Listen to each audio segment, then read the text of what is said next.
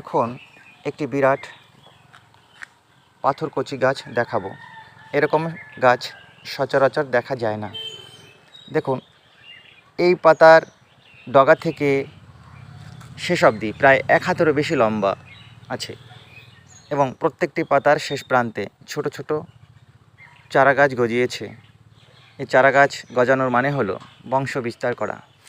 এটি একটি ভেষজ উদ্ভিদ। ভেষজ কেন বলবো? এই পাতার রস খেলে পাচকতন্ত্র ভালো থাকে, অর্থাৎ হজম শক্তি ভালো হয়। অনেকে মনে করেন এই পাতার রস খেলে পেটে পাথর হয় না, কিন্তু এই ধারণা ভুল। হতে পারে এই পাতার রস খেলে পেটে পাথর হতে বাধাপ্রাপ্ত হয়। এটি দেখতে খুব সুন্দর হয়। এই গাছের পাতা যখন ছোট থাকে উপরের দিকে সেগুলো থাকে এবং যখন বড় হতে থাকে তখন নিচের দিকে নুয়ে যায়। এই গাছে মার্চ মাসের দিকে ফুল হয়। ফুল অনেক দিন থাকে এবং দেখতে সুন্দর হয়। আপনারা বাড়িতে রাখতে পারেন শোভাবর্ধন হিসেবে।